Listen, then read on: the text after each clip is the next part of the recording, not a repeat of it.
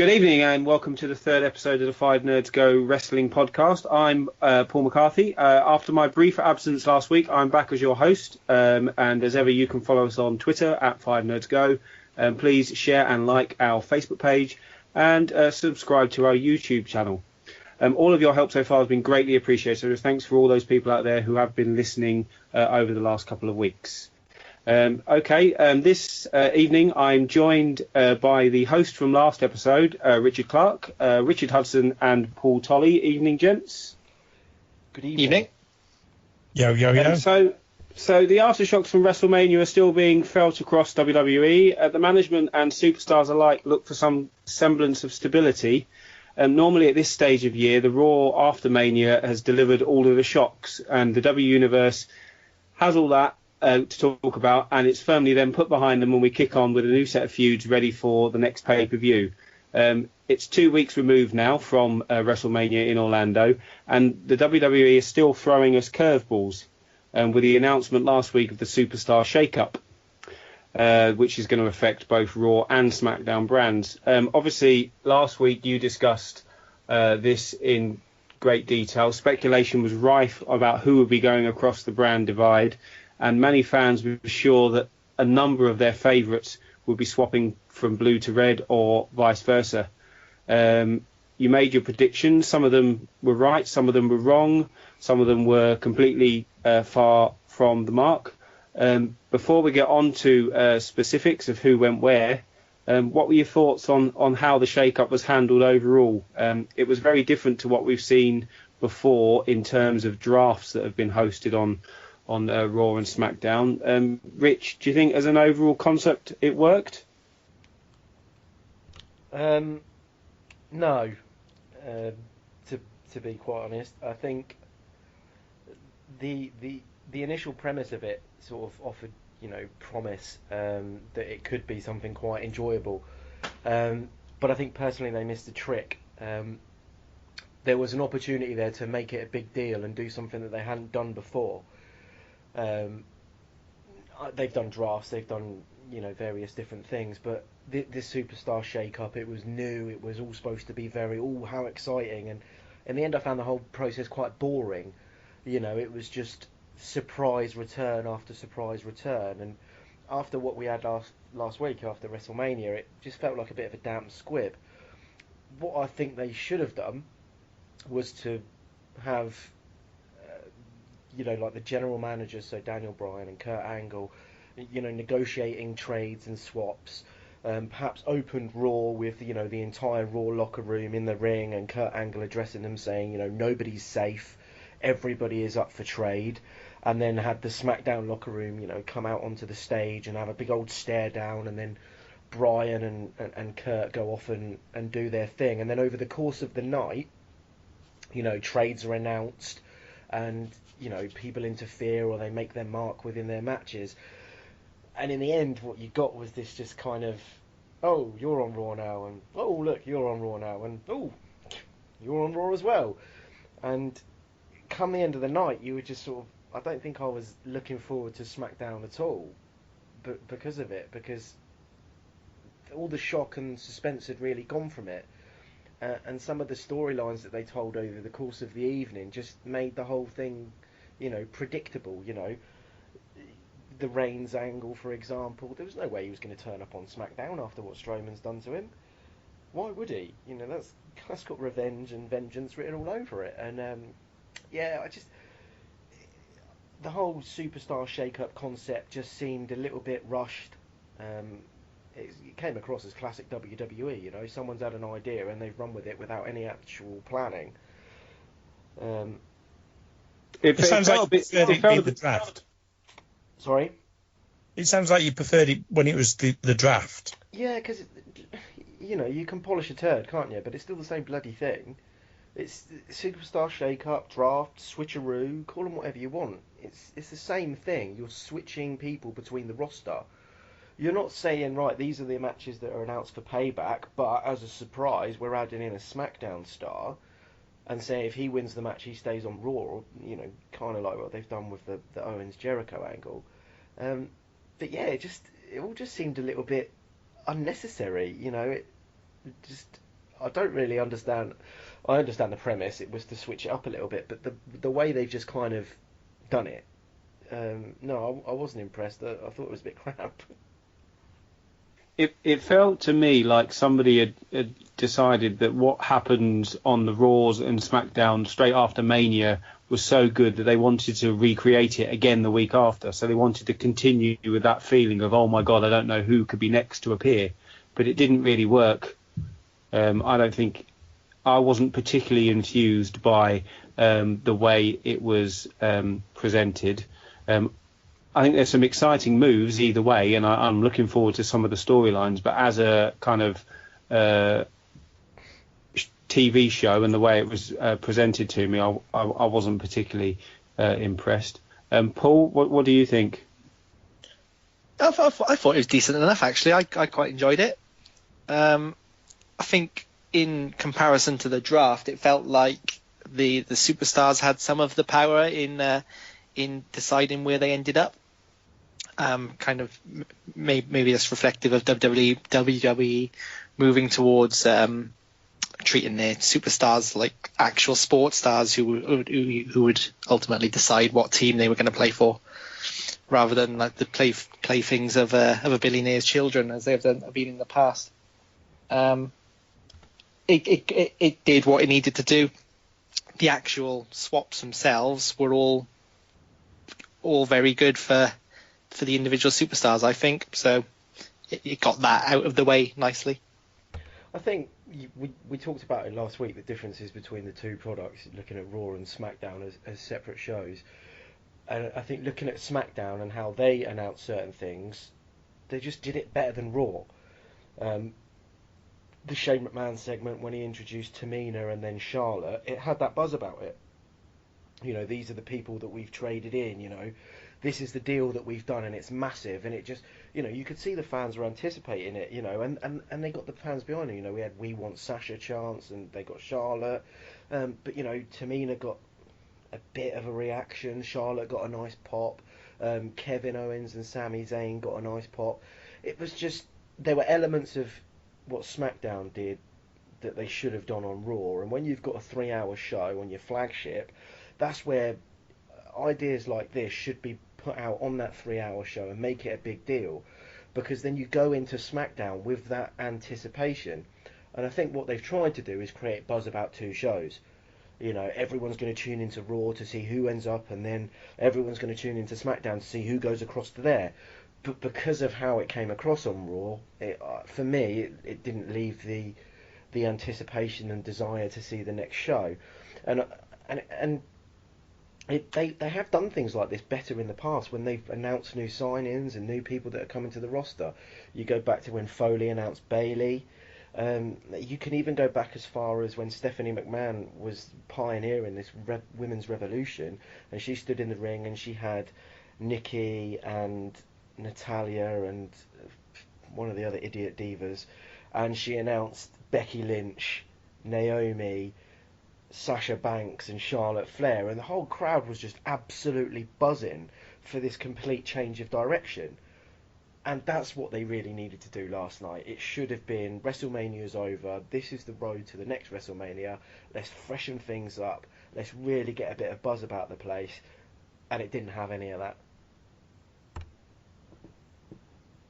Do you think it would have been better off just something that happened over one show, and then when it came to SmackDown it was all settled again and the rosters were more settled? Trying to force it across the two shows meant that it didn't maybe play out as the fans wanted.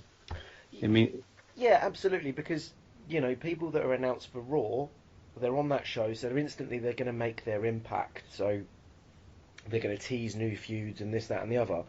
And if you'd have had the people going over to SmackDown the following night, people would have tuned in, I think, for my personal opinion, more so to see how these guys were going to interact on SmackDown. Because, you know, to give you an example, you talk about, you know, AJ was everyone's pick to go to Raw, and Meltzer said it was a lock, and he didn't turn up.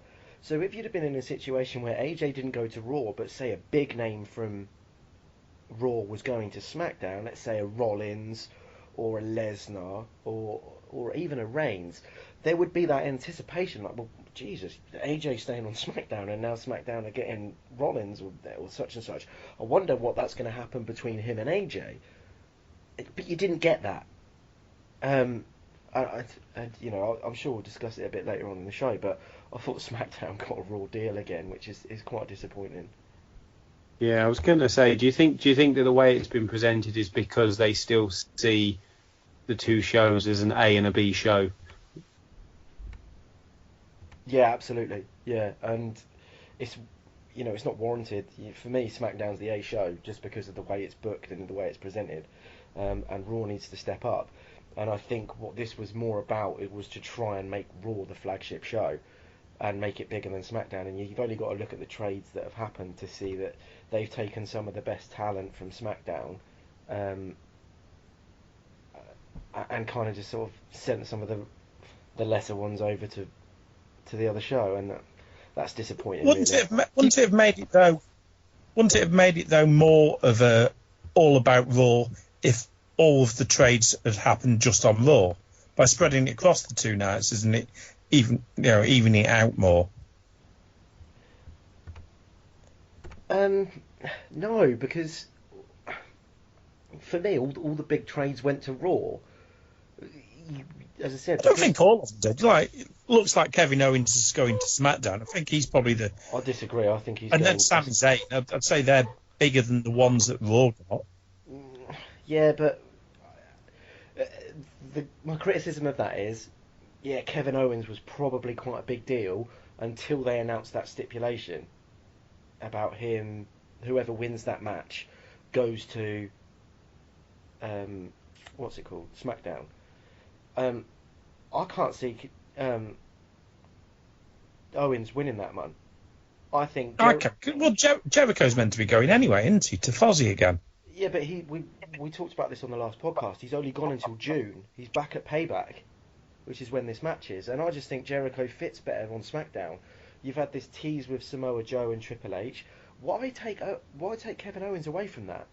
Why build it up like you built it up for the last couple of weeks and tease it the way you have to then pull Kevin Owens from it? Doesn't make sense. And then putting him on the same show as Sami Zayn, because we haven't seen enough of Kevin Owens versus Sami Zayn in the last 18 months. It's sometimes I just think it's mindless booking. We'll do Kevin Owens versus Sami Zayn again, but it's on SmackDown this time, so nobody will notice. I think Smack. I might go out on my own here, but I think SmackDown got the better deal from the trades. They managed to keep the top wrestler in the company. They took Charlotte, who's the second best wrestler in the company.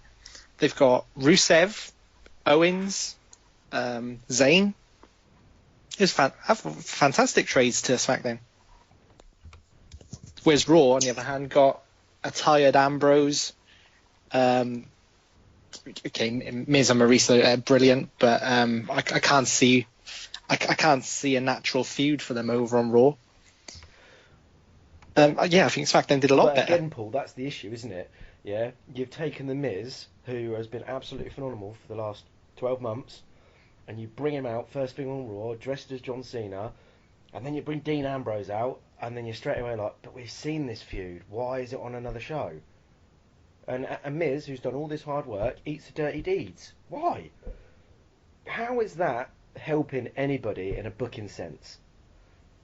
I know you're saying like these names and everything, but what has Sami Zayn done for the last 6 months? Nothing. Yeah, I think that's why it's good he's gone to SmackDown. It is changing it up for him. But then he had this heat with Stephanie McMahon. He was part of this whole Foley thing.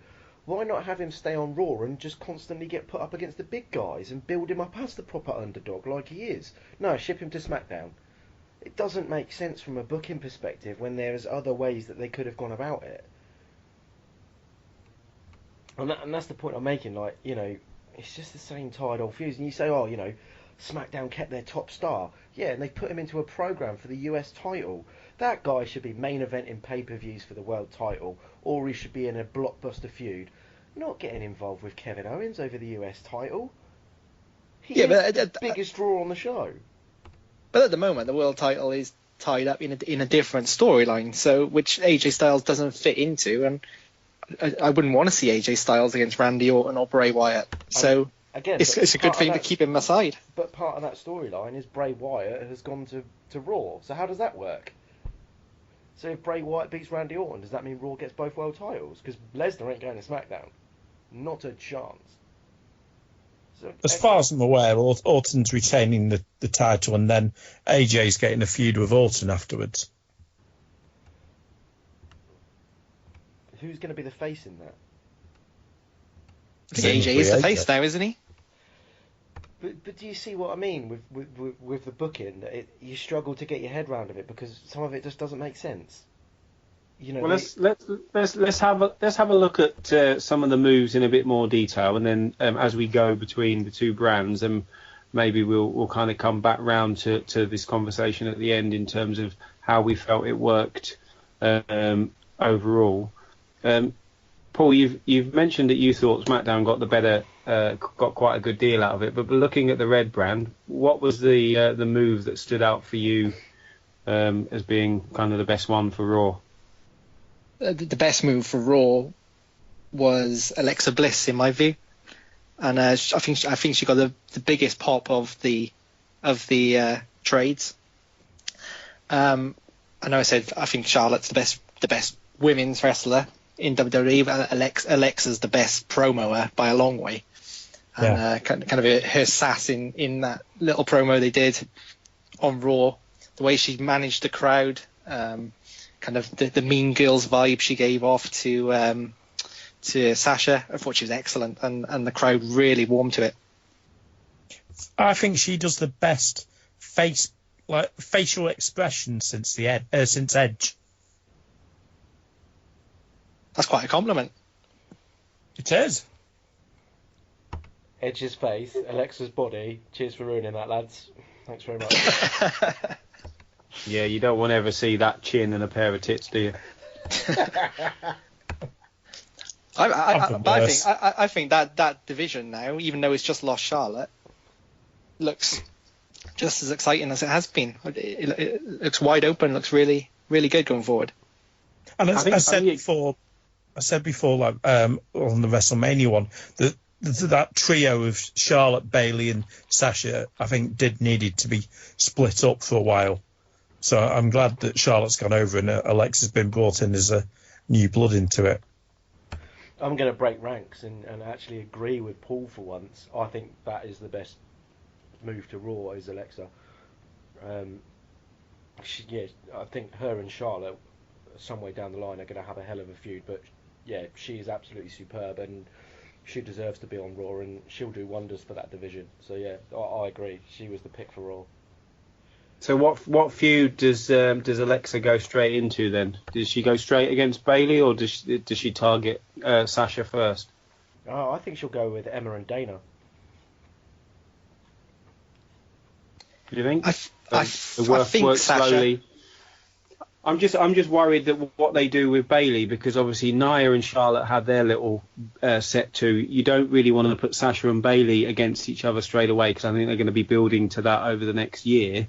So you really need another heel that Bayley can go against. Maybe Mickey could do that because she came across, so she's normally a good one to put somebody over.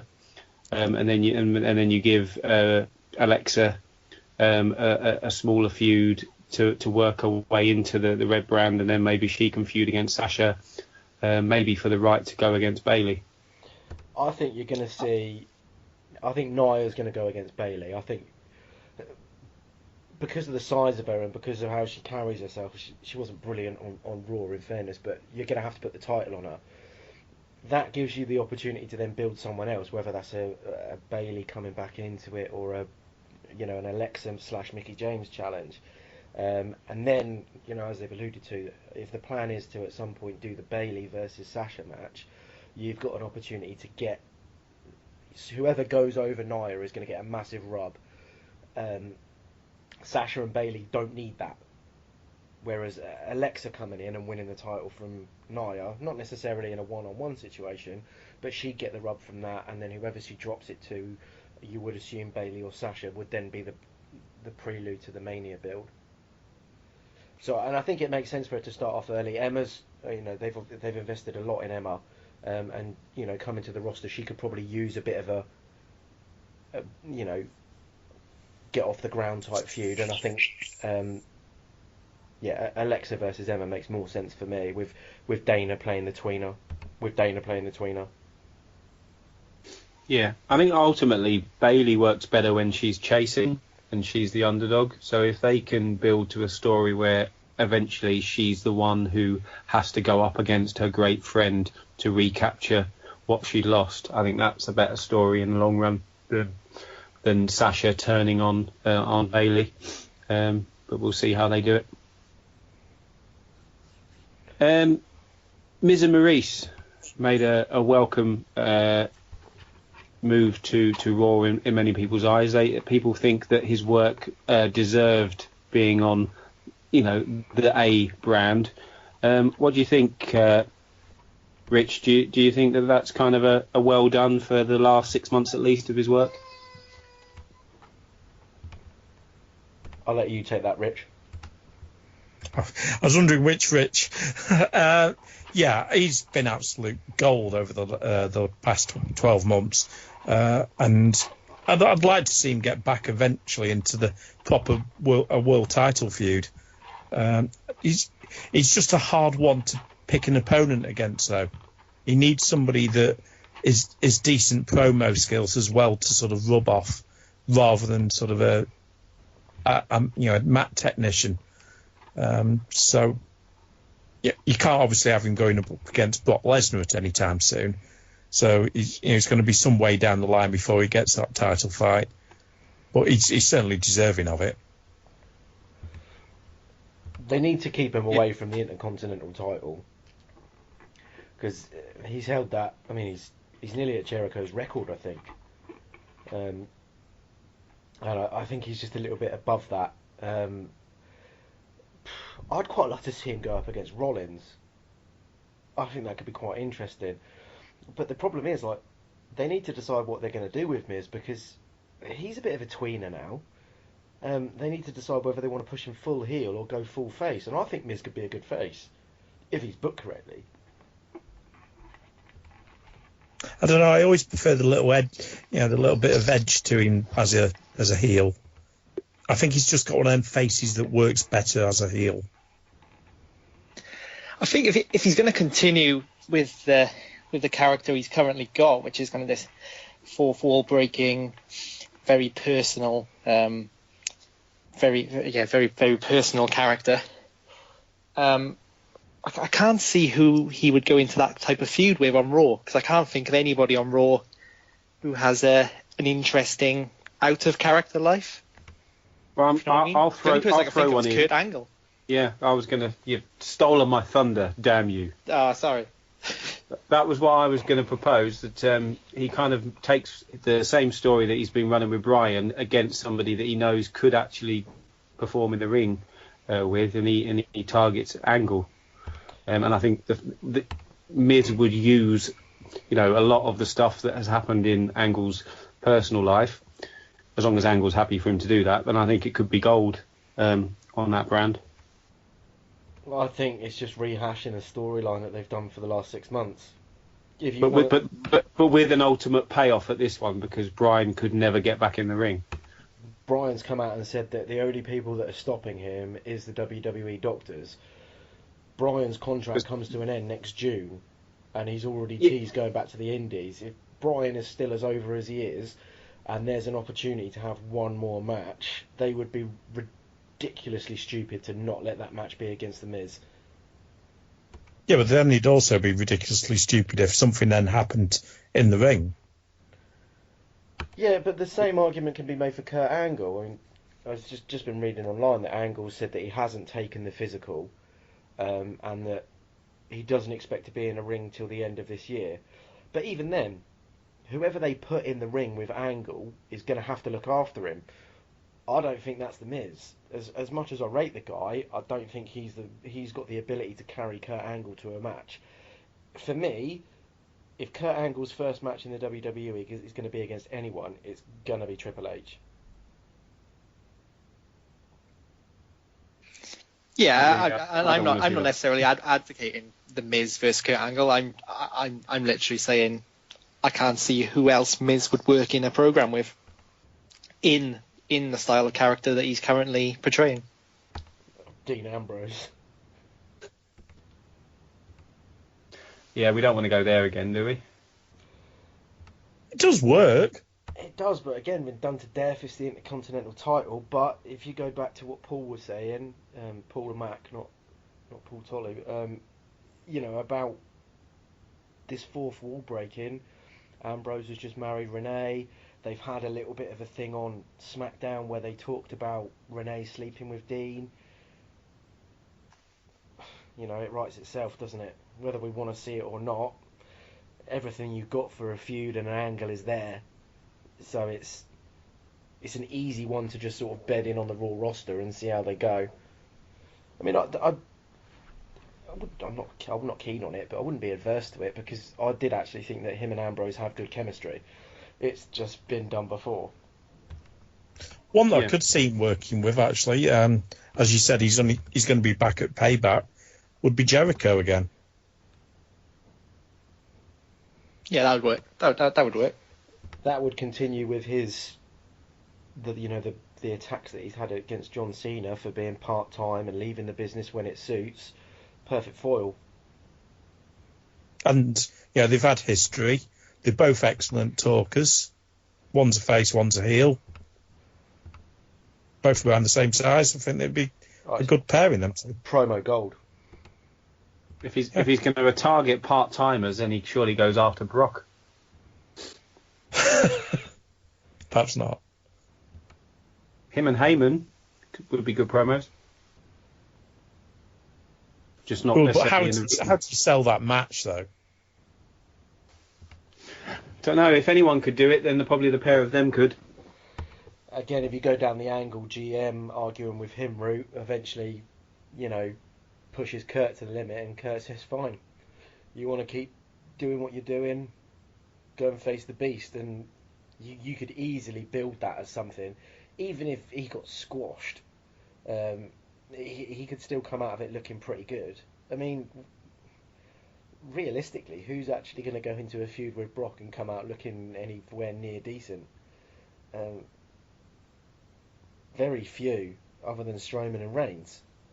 So it's one of the negatives of having Brock Lesnar on the show, is it does kind of take the element of storylines away because of that. Yeah. But he wasn't on this show, and there's no match announced as yet for him at Payback. So do you think that there'll be a defence of the Universal title at the pay-per-view? No, I don't think there will be. No, there'll be a number one contenders match, I think. Reigns versus Strowman. Yeah, he's not booked, is he, for it? So no. But I think if you look at how... going to be SummerSlam his next match? Potentially. But if you look at how Payback's squaring up as a card, it's not damaged for the lack of Lesnar. It's starting to shape up like a really good set of matches, in my opinion. It is, but it's billed as a Raw pay-per-view, and obviously there's cross-brand matches now.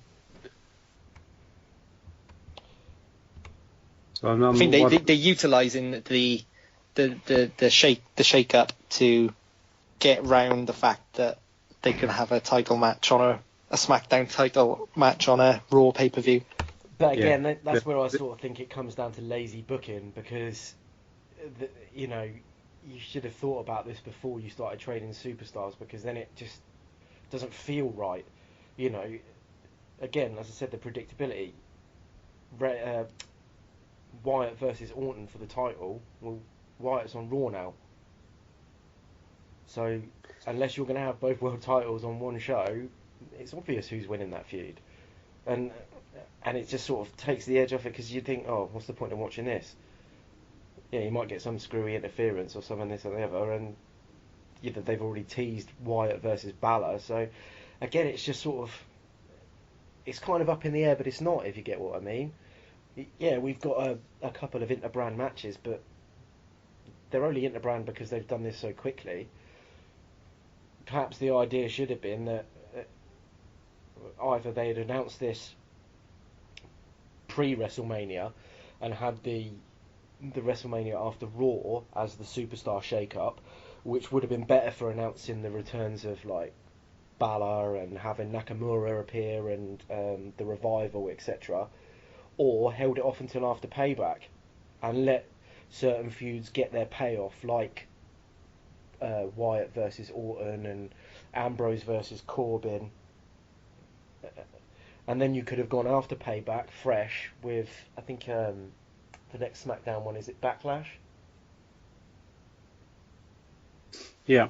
So you could have had like SmackDown coming to a close there, and we'd be in a better situation. Well, looking at Bray as an example, you know, he had a massive last few months before WrestleMania. Probably got the biggest run that he's had since he came to the main roster. But then he lost against Orton in what may well have been one of the worst matches on the Mania card.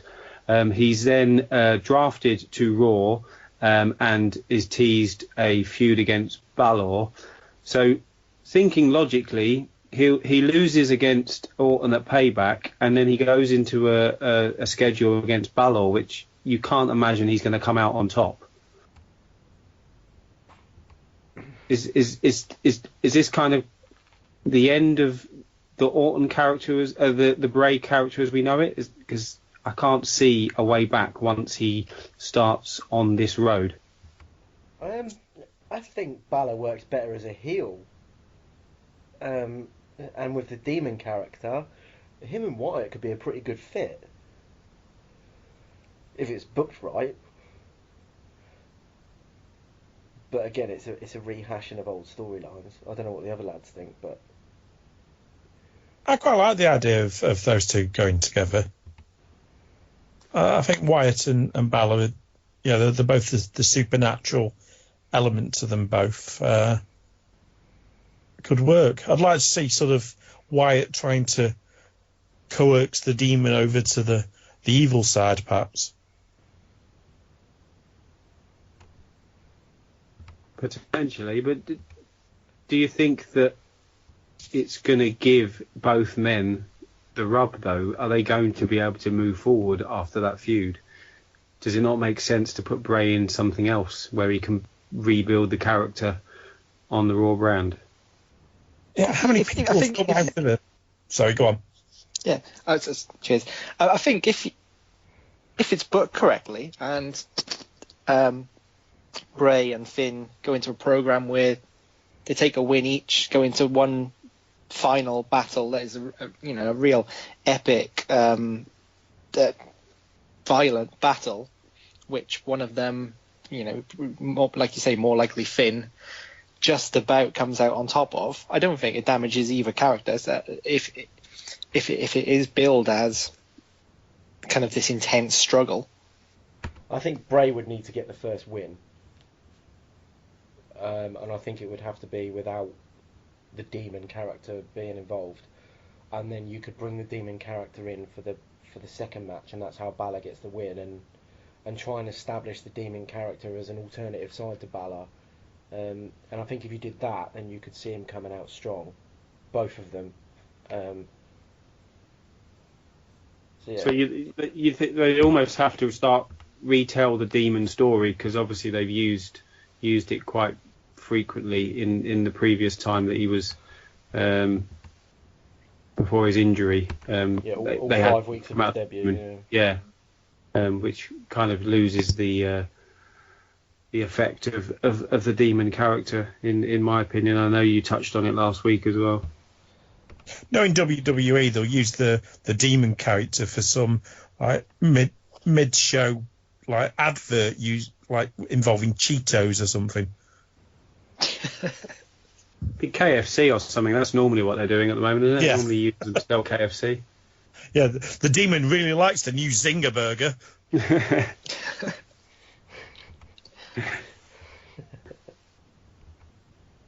Well, looking at two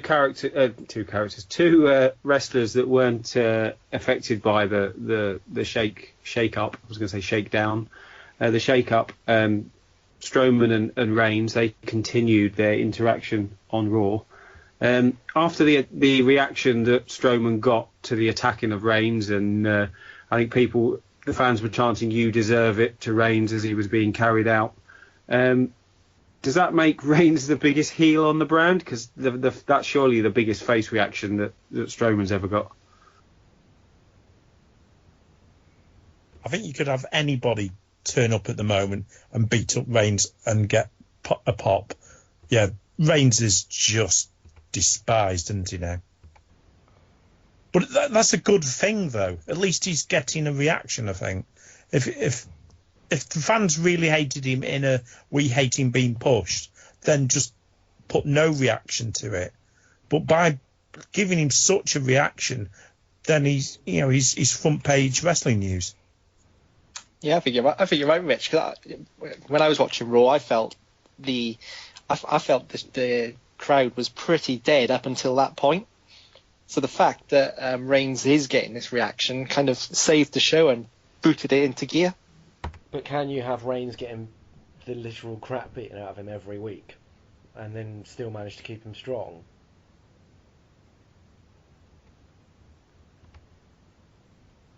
That's the thing, because the biggest reactions that Reigns has ever got is either when he's being beaten up or when he's beaten up Triple H. That's about all when he gets the biggest reactions. And Vince won't want him to look too weak on a regular basis. Like you said before, ultimately they see Reigns going against Lesnar, so they have to keep that strength. The problem with the Lesnar-Reigns feud, whenever it's going to happen, is generally, apart from when he was going up against Goldberg, because I think people had already got fed up of Goldberg, but people were also starting to turn on Lesnar. They were getting fed up of the stereotypical Lesnar match where it's just a lot of German suplexes and a squash at some point. So you stick together Reigns, who's just going to get booed out of the building, and Lesnar, who people aren't really as much caring about as they had, say, 18 months ago. And it's going to be probably stink the place out. So will it almost be like the Lesnar-Reigns match at Mania, where they had to really pick it up by putting in Rollins when he cashed in? Yeah. Can you do that again? No. They've got to come up with an alternative plan, because the problem with it is if they go down this route, if they want Lesnar versus Reigns, you cannot have Reigns and Lesnar touch each other before then, because if Reigns wins, what's the point in doing it at Mania? If Brock beats him, then everyone's just going to expect it. They'll just go, oh, well, we all know what's going to happen at Mania. Reigns is going to get his revenge. If it was me, I would go down the route of keep going with this Reigns versus Strowman idea, make it for the number one contendership. I'd have Reigns win it. I'd have him go up against Lesnar, but then I'd have Strowman come in and destroy the pair of them. And then I'd go Strowman versus Lesnar, and then I'd put the belt on Strowman.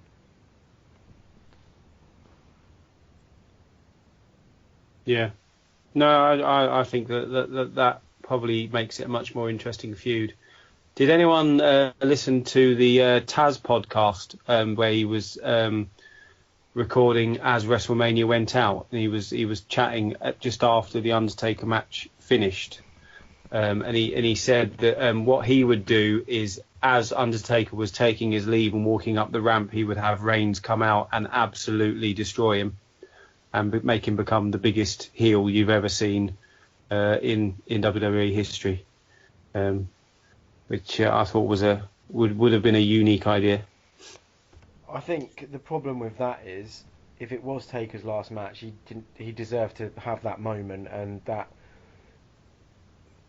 that segment where he left his stuff in the ring. He deserves that. He's a WrestleMania icon. I also think I've got a quick question for you in the set. how hard is it now for WWE to make a face? Not very. Who's the biggest face in the company nowadays? I would. Seth Rollins? No. I think Balor's a bigger face than Rollins. I think AJ and Balor. But is how we see a face and how the WWE see a face completely different? Because they'll judge it by merchandise sales, and we'll judge it by crowd reaction. Well, that's what they should do, and that's kind of how the business has been built up over the last couple of years. You go back to Triple H versus Punk, and the segment they had before their match, and Triple H was saying to Punk, you bitched about not getting opportunities for 4 years. That's because nobody cared about you. Now you're getting this kind of reaction, you're getting opportunities, and as long as you're getting that kind of reaction, you will get chances. And I think that is what people want. People want to cheer the big name, they want to cheer their hero, and they want to boo the people they hate. And at the moment, and it comes down to the way that these faces are thrown down our throats, if you like. Nobody wants to cheer Reigns because we've had to suffer him for so long. Nobody wants to cheer John Cena because we've had to suffer him for so long. People want to cheer Balor because he's fresh, he's different, and he's not being rammed down our throats. And it's not Reigns' fault. He's only doing his job. But, if the WWE don't listen to the fans and they look at merchandise sales, then have they got a right to complain about the reaction that someone's getting? No. They create these situations and the crowd react to them. This is why Strowman, who's supposed to be a monster heel, is getting, uber face reactions, because he's destroying someone that the fans hate. Yeah, but as I think Heyman says on a few podcasts that he's done, the only time that WWE really cares is if you stop buying the tickets and stop actually going. As long as you're buying tickets and you're reacting in some way, they're happy. It's if you choose not to participate and remove yourself from it, that they will start to worry. And over the years, that's never happened to a level where they need to change their way of doing things. The Alberto Del Rio sort of characters. Yeah. Yeah, every moment they're booing Reigns or cheering Strowman, they're not chanting CM Punk, so they're probably happy. And Reigns is still selling a hell of a lot of merch, isn't he? I find it. He's the number one seller, isn't he, still? I can't understand that. How is he the number one seller? Because I think some of it, I do think quite a lot of it is pantomime, and it's kind of a vicious cycle that is now how you react to Roman Reigns. So it'll always be that way. Whereas actually coming out of WrestleMania, everyone was saying a lot of people were saying what a great job Reigns has done, and he does look like the top superstar now. Same with John Cena. People started enjoying John Cena matches again over the last couple of years, but he still gets that kind of comical mixed reaction, stroke heavy boos reaction, because that's how you react to him. And I don't think you can do anything to change that. That's just going to be the way it is. The thing with everything is people aren't booing John Cena as a human being. They're booing him as a character because he's predictable. What Cena's managed to do over the last few years is almost reinvent himself, and when he's given the right opponent, he constantly ups his game.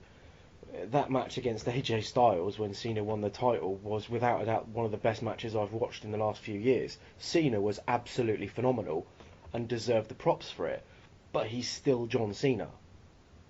He still walks out onto Smackdown a couple of nights later with the same shtick, the champ is here gimmick that he's been doing for the last 7 years, and people just don't give a shit anymore. They want something different. For me, I don't have any problem with John Cena not being a part of it anymore. I think he should take a year off and then just return one day.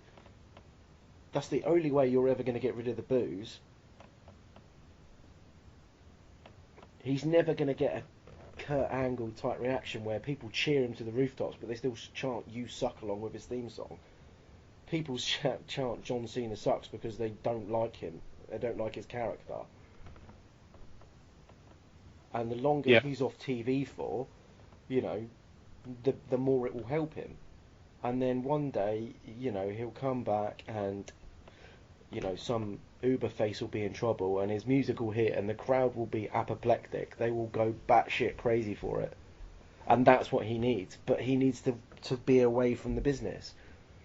And, you know, you compare him to someone like Triple H.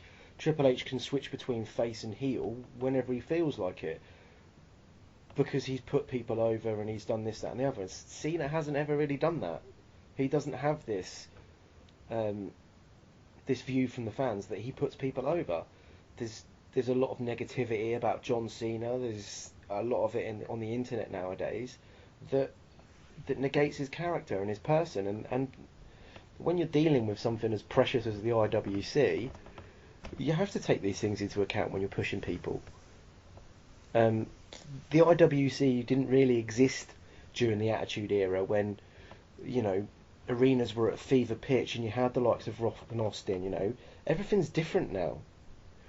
And unfortunately, in some respects, the WWE hasn't moved with the times, and this is why we find ourselves in these situations where we become frustrated with the product. I think there comes a time where you put people over. John Cena didn't put people over because he was the biggest star on the show, and there was a time when Triple H didn't used to put people over. Before that, Hulk Hogan didn't used to put people over.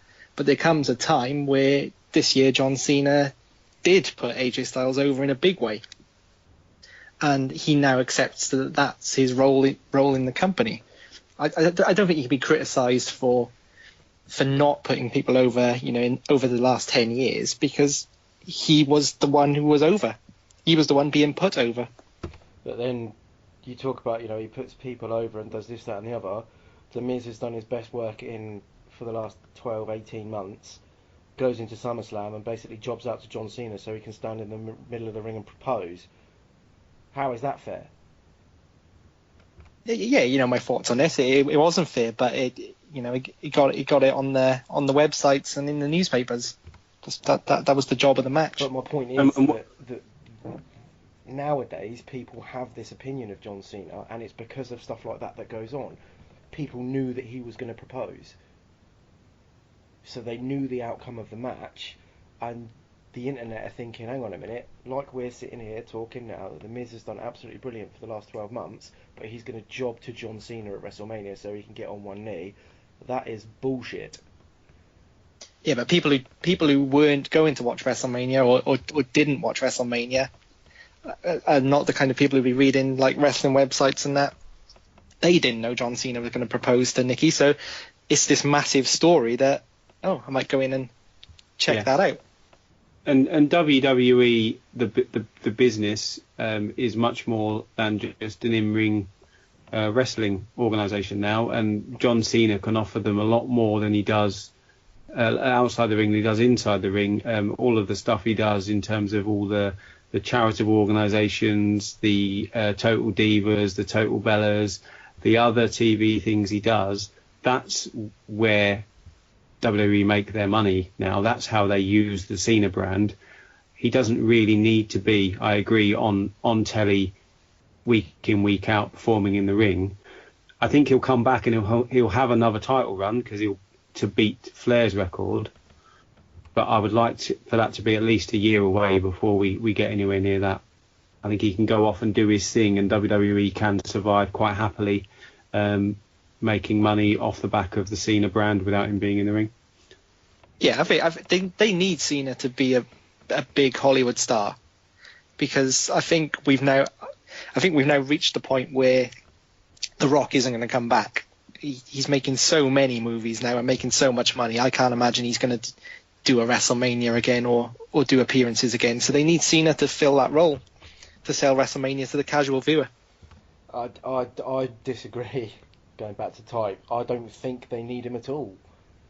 And I think The Rock will come back, but when it suits his schedule.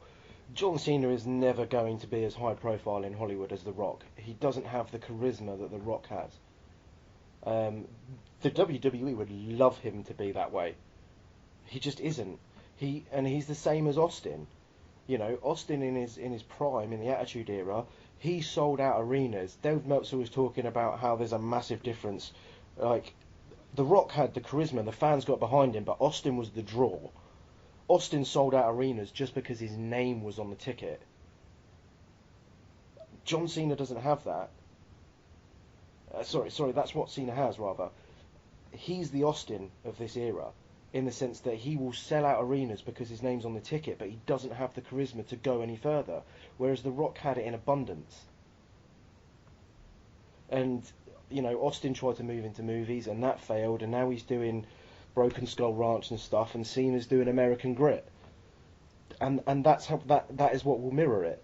And eventually there'll be another Rock that comes along who will, you know, have everything and go on and be the next Dwayne Johnson and sell out Hollywood and come back to the WWE when it suits. You know. But if that person doesn't exist now, then that's like, you're talking 20, 30 years away, because they've got to get into WWE, have a career, become as big as The Rock, then get a Hollywood career. They need something in between. But I'm not saying Cena doesn't have the talent to be as big as The Rock. I know that, but he can be. You know, he can get himself in high-profile films, get himself on high-profile TV programs. He can fill that hole, and then come back to WrestleMania, have a big marquee match. He certainly fills a casual fans who are aware of Cena, and you know, you look at sort of. Obviously, next year Undertaker's not going to be there. Rock's probably not going to be there in any form. So Cena does fill that. I know of him. To sort of like a fan's wife or just a layman on the street. So I do think he has a certain draw to him. Well, I've got a 6-year-old son, and he doesn't really know much about wrestling, but he knows who John Cena is, and he can do the "You Can't See Me." So. You know, he's picked that up in the small amount of time that he's watched wrestling. So we've discussed Raw quite a lot in the opening bit of tonight's chat. Quickly, thumbs up, thumbs down from the three of you on Raw and the shake-ups on that show. Paul? Thumbs up. Rich C? Thumbs down. And Richard H? Thumbs up. Okay, and I'm thumbs down. So that's a split decision. So we'll move on to SmackDown. There were some big names. Not the biggest of names, as we've discussed, but there were still some big names that moved across from the Red brand. Paul, you said earlier that you thought that SmackDown got quite a good deal from the shake-up. Which were the moves that stood out for you? Charlotte, cause like I always say, I'm a massive Charlotte fan. I think the SmackDown division needs her, because I think it lacks behind the Raw women's division. And I'm excited to see Sami Zayn and see what he does on SmackDown. So on Charlotte, did SmackDown need her, or did she need SmackDown more? I think SmackDown needs her.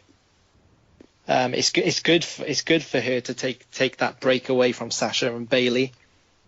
But I'd certainly say it's the SmackDown division that needs her to kind of lift it up a level. Do you think there's adequate competition on the SmackDown female roster for her at the moment? Paul? I'd have to say I'm only excited to see her face Becky Lynch or Natalya. I don't think the others are up to her standard.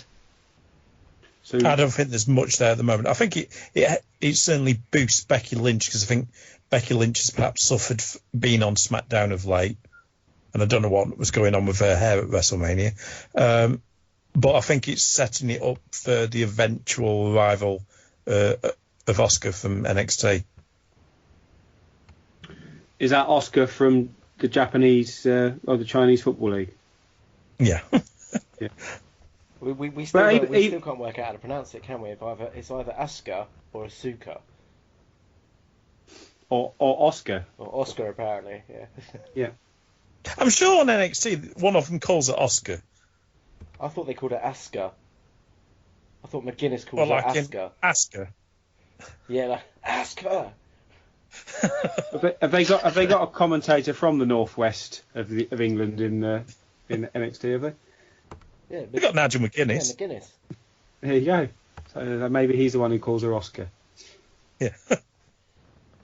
You've still got Eva Marie on the SmackDown female roster as well, so there's a potential for that feud. She's getting released. And many a male will weep into their cornflakes. Instead of tissues, which they were doing before. I haven't got any left. I think we're all deeply disappointed that we never got the Eva Marie Brock Lesnar feud that she deserved. That definitely would have been interesting. I think from a roster perspective, the SmackDown roster looks absolutely stacked now. There's 32 names on there, including kind of Eva Marie and a few of the secondary characters like Mojo. But I think looking through the list, there's some really big superstars in terms of their in-ring ability and what they can bring over the next year or so. At the very top of that list, as we've said before, is AJ Styles. Rich C, are you surprised to see him remain on the blue brand? Yes and no. We talked about it last week, and I think we all agreed that he probably deserved to go to Raw because of the level of feuds that he could have there. But he belongs on SmackDown. He's done everything right to stay on the SmackDown brand, and they need that either genuine monster face or dastardly heel. So I'm glad he's there. It certainly makes SmackDown more appealing. He's absolutely superb. Going back to like what Paul was saying about the SmackDown and the picks and who they got excited for. Obviously, yeah, Charlotte was a great one, but for me personally, I'm really looking forward to seeing Rusev back there because he's massively underused, and given the right run, he could be massive. I mean, he's incredibly athletic for a big guy. He's got a brilliant moveset, and I think the character's absolutely gold, especially with Lana. The more Lana we can get on TV, the better. Yeah, definitely, and I think the benefit of SmackDown and the way that the roster is is that people who would have been lost in the mid card maybe on Raw will actually be real kind of top tier superstars on the SmackDown brand. So people like Rusev won't get lost. I know he was injured eventually, but he won't get missed from a Mania card, I think, if he's pushed on the SmackDown brand. Do you think part of the problem with Rusev is some of the things at times that Lana's mouthed off about? She clearly rubs up some of the other females on the roster the wrong way. Do you watch Total Divas? I've never watched an episode in my life. Oh, I just wondered if that's where you got it from. See, I think she's caused a lot of his problems because of what happened with the engagement when they did the Dolph Ziggler angle, and I think he suffered because she was a bit of a dick. She was at one point the hottest thing in wrestling. She still is. In a more face on her. reactive way. I did worry on SmackDown. She got a little video saying she was coming back soon. No mention of Rusev, so I got a little worried. They're not going to put her in the women's division, are they? She can wrestle. Or can she? Yeah. She wrestles on NXT shows, doesn't she? Oh, does she? Yeah, she's not, is she any good? She's not bad at all. Is she good though?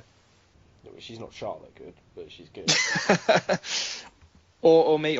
Well, I was worried. I didn't know whether they mean she's going to be coming back to wrestle or whether she's going to manage someone else. Well, he's out, isn't he? He's out for another couple of months, recovering from shoulder surgery. So it gives her something to do.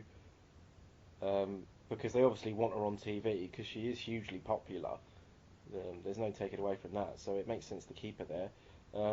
She's certainly better than Eva Marie in the ring. I'm better than Eva Marie in the ring, and I've never been in a wrestling ring in my life. I did a swanton bomb at school once. Off what? I can't remember. It was like it might have been a ladder onto one of those blue mats that you used to get.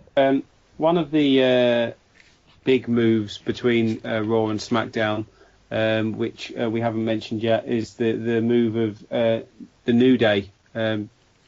Paul, do you think that's a good thing? Yeah, I do. I think it's a really, really good thing for them. I thought after Raw, when they lost to the Revival, that they really needed to go to SmackDown after that. And when I saw after the excellent match between American Alpha and the Usos, that it was the Shining Stars that made their way over, I thought they'd blown it. But thankfully they did announce the New Day later in the night. And I think it's going to be a really good move for them because it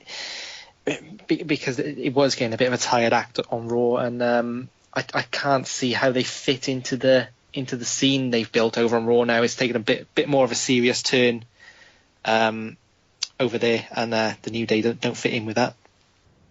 Yeah, potentially. Rich C, do you think that the 2 hour kind of SmackDown means that they get to focus more on their wrestling, and it's not going to be such a pantomime every week?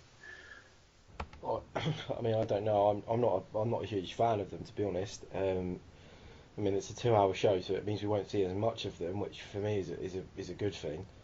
I think they just need to do something with them. I think they need to turn them heel and get rid of this, funny, overly comedic shite that they do now. They've got a couple of decent technical wrestlers there, and they've got the big guy in Big E, and Xavier Woods has got some moves, giggity. I think it's a shame that they've lost Kofi, because for me he's probably the better wrestler of all of them, and he's better for spots, etc. They just need freshening up, and the SmackDown tag division is I think is stronger than Raw's, so they kind of need to step up, because a New Day versus the American Alpha feud doesn't interest me at all, and God knows why they bothered sending the Shining Stars over there. I'd have just released them. Yeah, possibly. But there's rumour that Kofi's injured, isn't there? So do you think that will harm them, because he's probably the better of the three wrestlers? It's not a rumour. He's had surgery. Yeah. So yeah, I think it is, because I have to admit, from what I've seen of Big E, he's not great. For a big man, he certainly doesn't carry himself as well as if you compare him in build to someone like a Strowman or a Rusev. He's way behind them. Xavier Woods is pretty good. I know when he was in TNA, he was Consequences Creed, and he was pretty good then. I mean, they need to stay together as a tag team, because I don't see either of them, as singles wrestlers. I think Kofi's had his day. So they just need to change the shtick, really, and do something different, and reinvent themselves. I think it's good for Xavier, because I think he's often sort of the third wheel of the group when it comes to actually having a wrestling match. He always seems to be the one that's on the outside just blowing his trombone. Yeah, well, it's a good gig if you can get it. Can the others play trombone? Backstage. I don't know. Do you think any of it... Because it seems a strange decision to get one of their most marketable groups and put them on the B show, where they won't be on TV as much, I assume they're making quite a bit of money for WWE with the New Day bootios and the ice creams, etc. So, do you think any of it may be a punishment for what Xavier did? No. They didn't punish Rollins when he did it, and I don't think they're doing anything for that. Regardless of what people's views on it are, I'm not a massive Paige fan, and wasn't particularly surprised by the whole incident. But everyone's entitled to a sex life. How they go about it and what they do is entirely up to them. But I think, certainly given what's gone over the last couple of weeks, WWE have got bigger fish to fry than worrying about someone making a sex tape when you've got dickheads like JBL on the show. So yeah, I saw something that King for an interview. The King, Jerry Lauder, said that it's not anything that JBL does on screen. That's just the way he is normally. So you can't say that it's down to the character. It's just him. And I was like, oh, that sounds like a fair defence. He's just a dick all the time then. Yeah, I mean, and I don't know if King Lawler's the best judge of character either. No, I mean, Lawler's sold his own dad out on live television and mocked his own heart attack. Lawler's a bit of a helmet.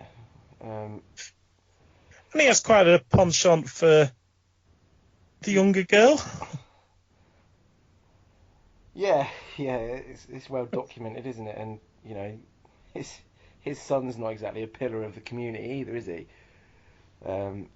So yeah, Jerry Lawler coming out in defence of JBL it doesn't add to his defence. Lawler likes young dogs, doesn't he? From what I remember. No, cats. What was it?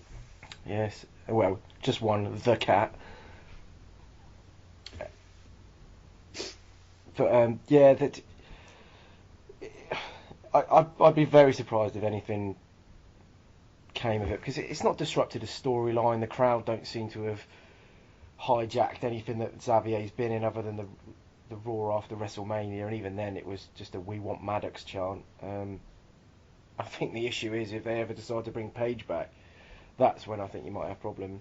But I'd imagine they'll keep them separated. And yeah, I could see him doing an angle with it. I can't see her being with the company that long. No, I can't imagine Del Rio allowing that angle. He's not done himself any favours either, and either she's angling for an exit and she wants Alberto to help her get out of it so she can go and be a knockout in TNA, or he's just a complete idiot with all the stuff that he spouted out over the last couple of days, and the digs at Triple H and stuff.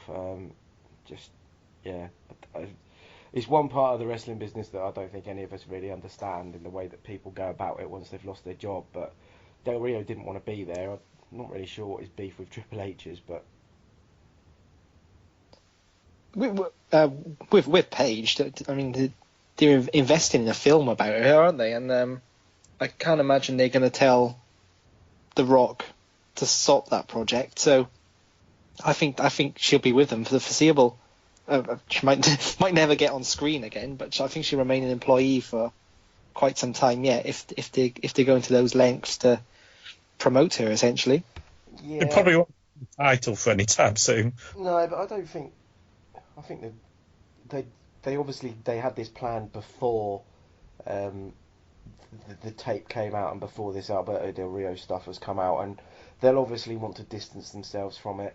At the same time, they'll obviously back the project. It's well documented that they're trying to invest heavily in the UK market and get the UK fans on board. So it's a no-brainer from a business sense. And but yeah, while they're making the film and stuff like that, it pays for Paige to play ball with her. But she needs to keep him under wraps, and because otherwise, I just don't see a way back for her on TV.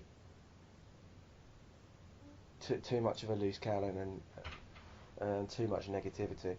And as I said, the JBL thing's the same. The sooner they get rid of him, the better. Yeah, I didn't even realise that Paige was still an employee.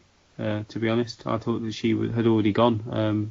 It was news to me that she was still on the card. Yeah, she had neck surgery back in August because she had quite a serious injury. She's got scoliosis, which is a curvature of the spine issue. So she's been dealing with that and the neck injury. I think her contract's up in July. Obviously, whether they plan to renew it or not, I don't know. But with WWE contracts, if you're out of commission with an injury for X amount of time, then your contract rolls over.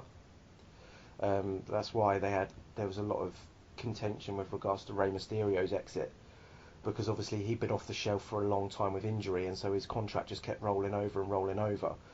And then there was a lot of messy backstage politicking with regards to releasing him from his contract. So whilst it might expire in July, she'll probably have to make at least 6 months of that up. So she's contracted, I would have thought, until the end of the year, unless they decide to cut their losses. But at the end of the day, they don't have to use her on TV. While she's contracted, she's contracted. If she's fit and healthy and able to wrestle, they just won't use her, and then she'll run her contract down. It's different if she's injured. I'd imagine she's not on a huge amount of money, so I'm sure Vince can afford just to leave her there until her contract runs out. One of the guys who came across to Smackdown last week and wasn't directly involved in the Superstar shake-up, but was a guy that we're all crying out for on the Blue brand for quite some time, and I definitely marked out when he arrived last week, when the violinist walked out, and that's Shinsuke Nakamura. It looks like he's going to go into a program with Dolph Ziggler. Rich, what do you think about that? Is that a good first feud for Nakamura? Yeah, I think it's brilliant. I think it's perfect for him. Dolph's not much of a talker, so I think a lot of the focus will be on wrestling. Dolph sells like anyone's business, and putting him up against the King of Strong Style with his moveset and the way he, his strikes and everything, it's the perfect foil, really. I'm actually quite looking forward to it, and it's a good way of bedding him into the roster, going up against Dolph, who has got genuine heel heat, coming off the back of his heel turn at the turn of the year. Sorry. So yeah, it'll be good. It'll be interesting to see what they do with him and how they cope with him on the mic. I watched his segment from Smackdown this week, and his English isn't brilliant. I think it'd probably be a lot better if he took that mouth guard out. But with Shinsuke, it's not about the talking. It's about the aura that the character and the guy has that just instantly sucks you in. He's just got this energy, this charisma, this vibe about him that instantly gets people invested in him. And yeah, putting him up against Dolph for me is a no-brainer, and I think it's a very positive move by SmackDown, and it's just another reason why I think for me the show's better, because I think if he'd have been on Raw, they'd have probably put him with Jinder Mahal or something like that, and just not got him off to a good start. Did you see that forearm? Oh yeah, it was quality. Don't think. You wonder afterwards though which guys he sort of could bounce off well. Obviously, Dolph's a good one to open with, but you clearly see Nakamura going over him as an opener. But then after that, who would you go with? I don't think you piss around, Rich. I think you get embedded in, and then you put him straight in with AJ Styles at SummerSlam. Yeah, but do you not think that's why they're putting AJ against potentially Owens or Jericho for the US, and then you have Nakamura against the champ for that belt, and then you build Nakamura up as more of a mid-card champion first, just to show that he can still do it and get over with the fans as a title holder before you pushing him into the main event? No, I think you look at what they did with Balor when he came up, and I'm a Balor mark, but I think Shinsuke's got more of a following and more of an aura about him. And they prove with Balor that you could stick him straight in the main title scene and he'll either sink or swim, and Nakamura's going to swim, guaranteed. Don't waste him in the mid card. Get him embedded in, and then just give him the feud that everyone wants, because there's so much talent on that SmackDown roster that Shinsuke could work with. You don't need to hold off on an AJ feud because he's got Kevin Owens later on down the line. You've got Sami Zayn as well, and obviously their match on NXT was awesome. Yeah, there's that as well. And the thing is with Shinsuke and what they've proved on NXT is that it doesn't always need to be a feud based on animosity, a heel versus face. Sometimes it can just be about mutual respect. And with AJ, you wouldn't need to have a heel or face. I mean, you could have one of who's sort of partisan to one side and partisan to the other. But yeah, it doesn't really need an angle or a backstory. It just needs it's AJ Styles versus Shinsuke Nakamura, and that's just money. Yeah, well, hopefully they'll have learnt that from New Japan, that you can have the feud born out of respect, and you tell the story in the ring. Paul, do you agree? Yeah, absolutely. If they want to do it in a Japanese style, New Japan style, then AJ and Nakamura are the best ones to do it, aren't they? I personally think they'll leave Styles Nakamura until WrestleMania next year. With Nakamura starting off with Ziggler, obviously, and then going on to a feud with Owens for the US title. And I think that'd be a great feud in itself. I think Owens would be like I said, I'm not an avid watcher of NXT, so I don't know if Owens and Nakamura have history there, or whether they didn't cross over or not. But I think they would work perfectly together. Rich, you're a bit of an indie buff.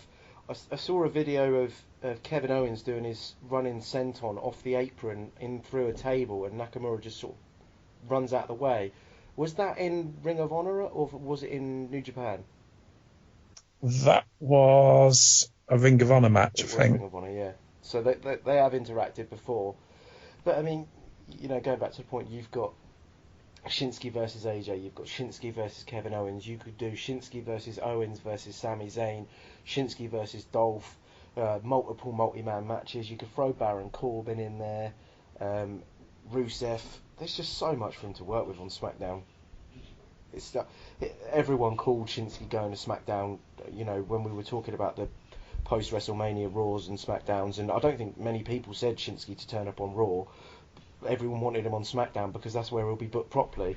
And yeah, straight away they've shown they're going to do the right thing by him, and they're going to look after him as a character. And yeah, brilliant move on their part. Yeah. Yes, well done, Rich. Just going back to what you mentioned there, Rich, as well. I do see Baron Corbin in with those guys. He did not look out of place on the main event of SmackDown. He looked in great shape. He was athletic. He was keeping pace with AJ Styles and Sami Zayn. I'm really impressed. Corbin gets a lot of flack, really, because I watched a lot of his stuff in NXT, and I was very impressed with him when he was coming through. I think his biggest problem is not a very good talker. That's not to say that he can't talk and he can't articulate in conversations, in back and forths, etc. It's just his voice. He does come across as a bit monotone. I think he still needs to find his feet. But if you put him in with these guys, and as we said, we talk about it doesn't necessarily need to be it just becomes about the wrestling and not about having to talk your way through it. I think Corbin will be fine. He's got a good moveset. He's got a good character. Yeah, let him run with it. He's proved more than enough over the last few years that he can do the job. Give him a chance. From what I'm aware with him, is his main problem is that he's just quite a bit of a dick backstage. Yeah.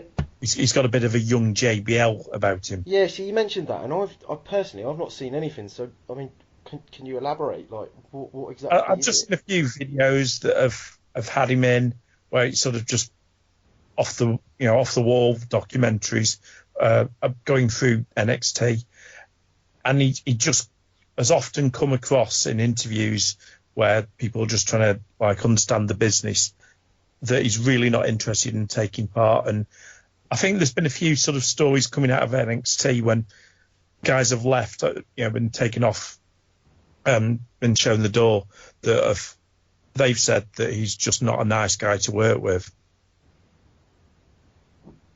But I mean, could that just be because he doesn't really understand kayfabe like others do, and that he's quite rigid as a character, or do you think that is literally because he's a bit of a dick? Because I think Bob Holly's a dick. I think the Lone Wolf nickname is very apt for him. I don't think he goes out to make friends backstage. Because you get that in the business, don't you? I mean, he wouldn't be the first that didn't, socialise backstage with people. But, you don't hear him getting into fights. You don't hear him rubbing people up the wrong way. He doesn't really seem to have any heat on him. And he gets quite a lot of airtime for someone who's a complete dick. Yeah, and Triple H is a big fan of his. I've seen a few bits and pieces with him, and he does admit to being a lone wolf, and he doesn't really feel the need to spend a lot of time with his fellow wrestlers. But he's obviously committed. He's to go from NXT and then quite quickly in his wrestling career to go onto the main roster and achieve what he's achieved. Fair play to him. Whatever he does is working. He comes across as a bit stiff in the ring, but he offers a style that not others have on the SmackDown roster. So it's definitely working for him. He's not your typical kind of failed sports star who comes into wrestling and just coasts along. I think you can definitely see evidence of him working to be as good as he can be, and I think he's got future world champion written all over him. But there's nothing wrong with working stiff nowadays, is there? I mean, the Revival are known for working stiff. Yeah. Shinsuke Nakamura, his entire career is based, King of Strong Style is because he's stiff as you like. And I was reading reports of Drew Galloway making his debut for NXT. Did it again, sorry, Ollie. They were saying that his two matches against, I think it was Almas and someone else, they're saying they were really stiff matches. And that's not necessarily a bad thing. Stiff doesn't necessarily mean you're sandbagging someone. Stiff just means that you're making it look a bit more realistic than it actually is. No, I definitely meant it as a positive thing. I think he brings that level of realism into the ring with his punches and his kicks, and he looks like he genuinely wants to hurt people. And I think that's a good thing. I think that's what's got him over as much as he has.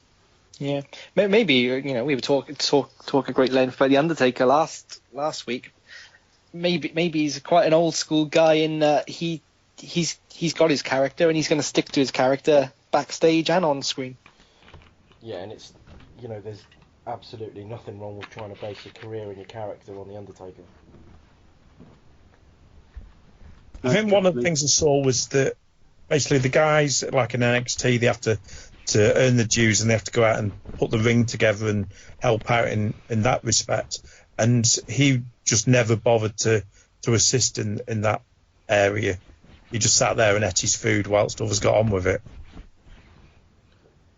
We're all a bit lazy, Rich. Yeah, we all work with people like that.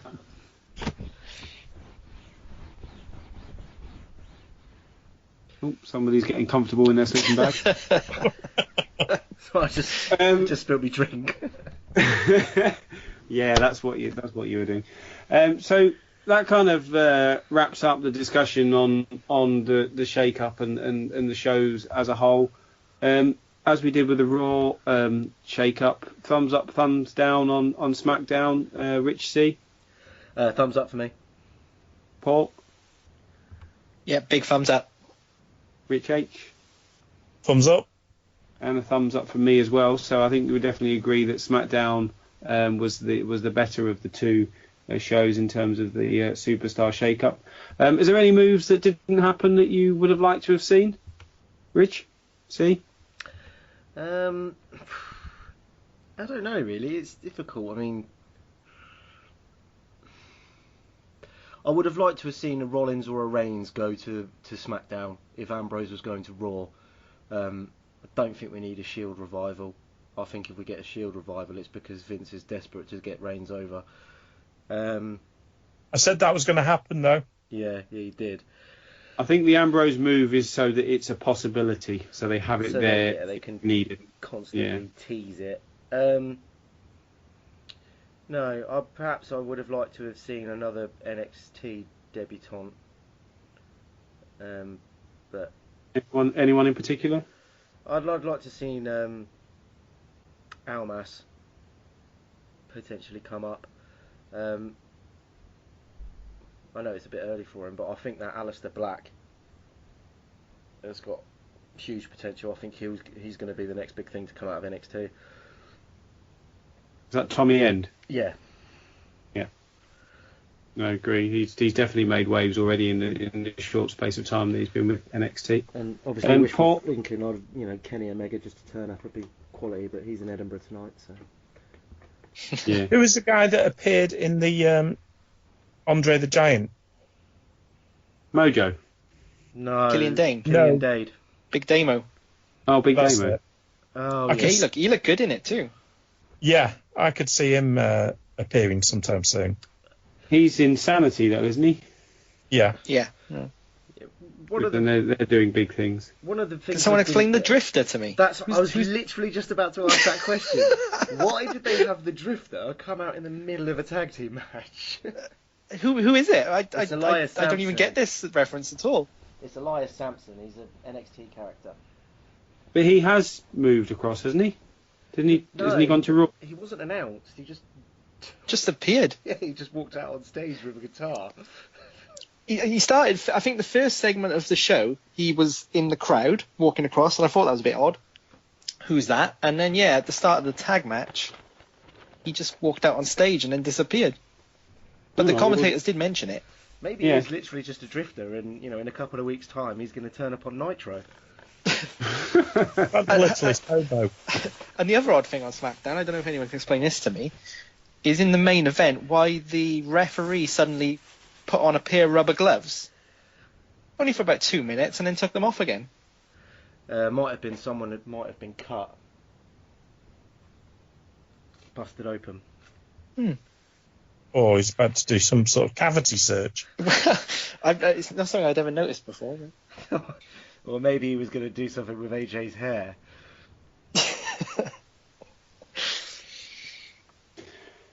Mr. Hudson, any that you would have liked to have seen? Lesnar to 205 Live. That would have been good. And use the UFC towel trick to make weight. Yeah. Just have him against the entire roster. Yeah. Just like one after the other, just feeding him. He's just in handicap matches because it takes two of them to meet his weight. But the other two have to fight with one on the other person's shoulders. And only if they come to the ring in a giant overcoat as well. Yeah, like the Muppets. Yeah.